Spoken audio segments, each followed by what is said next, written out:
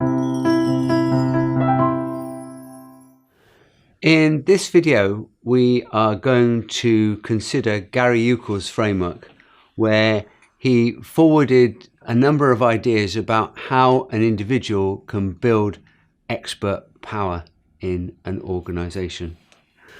There are a number of things that he suggested. The first of which is an individual needs to promote an aura, an image of expertise. So in other words, everybody that individual interacts with gets that very strong impression that they are fully clued up about what they're there to do. And of course, in pragmatic terms, that can mean a number of things. It can mean that person is an expert because they're an expert. They're a really specialist in their chosen field. Or it might mean because their level of seniority, they're an expert because of their level, and they've also got people around them that will give them the detailed knowledge in one or two areas. So Yukl's first principle was to give this image of being an expert.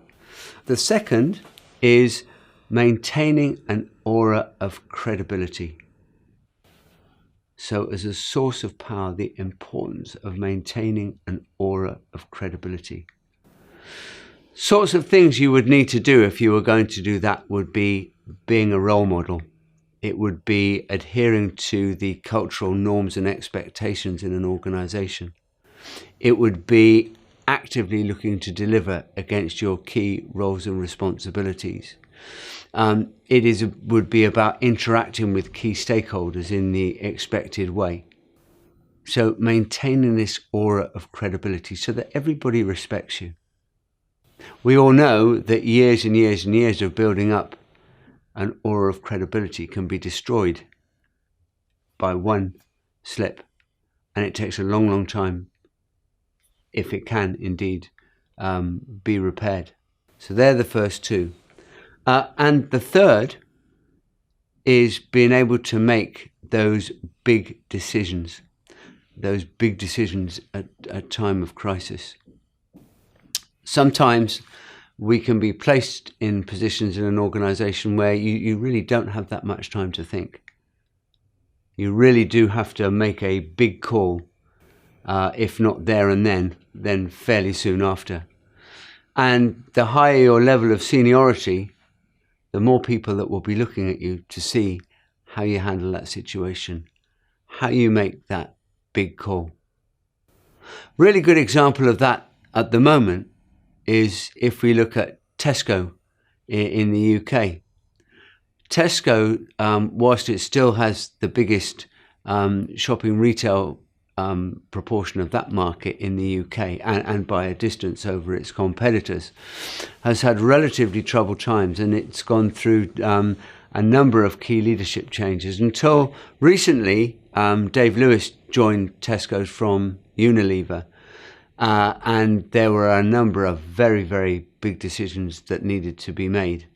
And the feedback from the key stakeholders to the very top of Tesco's is those big decisions have been made, and they've been made very effectively. So, for example, for Tesco's to almost sell off everything outside of the UK and become a UK-focused shopping retailer.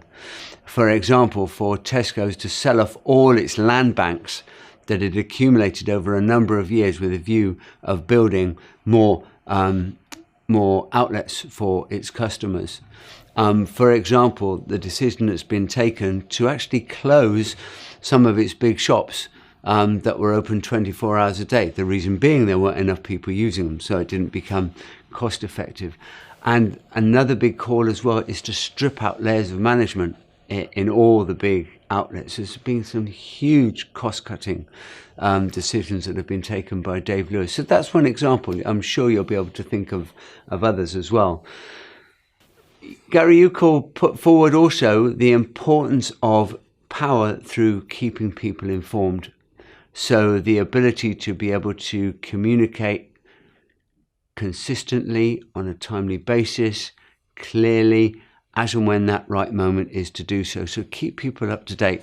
And that becomes particularly important in terms of power is that people trust you then. They know that you will keep them up to date with what's going on whenever you can. And of course, it's never as straightforward as that, because if you're at a higher level in an organization, there may be some information that you know, and you know your people would like to know, but you can't tell them. So are you keeping them informed? No, but there may be very good reasons why you can't. Lots of ways in which you can deal with that situation. The one most often used is you let people know that there is stuff that you know, but could be legal reasons, it could be for compliance reasons, it could be for timing reasons, it could be for other key stakeholder reasons. You can just not share it at that time. It is far better to do something like that than to take the risk of not saying anything at all and then people finding out a little bit later on that you knew, but you didn't tell them. Gary Yukl then, of course, made the point that you really need to recognize how your people are helping your organization perform and to deliver effectively. So in other words, you recognize contributions of your team, of your people. Lots of different ways in which you can do that, and we've seen elsewhere in your learning examples of workplaces where managers are role models and they go around and recognize people's support and help and contribution in a number of different ways. Sometimes it's just by saying thank you. Sometimes it's just by saying great job. Other times it might be giving a bonus. Others it might be by giving an award. That's quite a good check to have in your own organization, because we read all of the time. If we look at CIPD research, if we look at people management research, if we look at case studies on mind tools, we find stories of organizations all over the place where employee populations feel undervalued and unrecognized. It's not by accident that organizations become world-class. It's not by accident that organizations become better performers than others. And you'll find that those organizations where individual and collective contributions are recognized and valued, it has a knock-on effect on other parts of organizational performance as well. Employees become more motivated, they become more productive, levels of morale go up, they tell their friends, it spreads around the place, and it is just a virtuous, positive circle. But please don't run away thinking that all organizations do this, because research tells us that it is less the case rather than more the case. And then Yukl also talked about something we call avoid threatening anybody's self-esteem. Most would say this is a higher level skill, in as much as before you can avoid threatening somebody's self-esteem, you need to understand what their self-esteem is.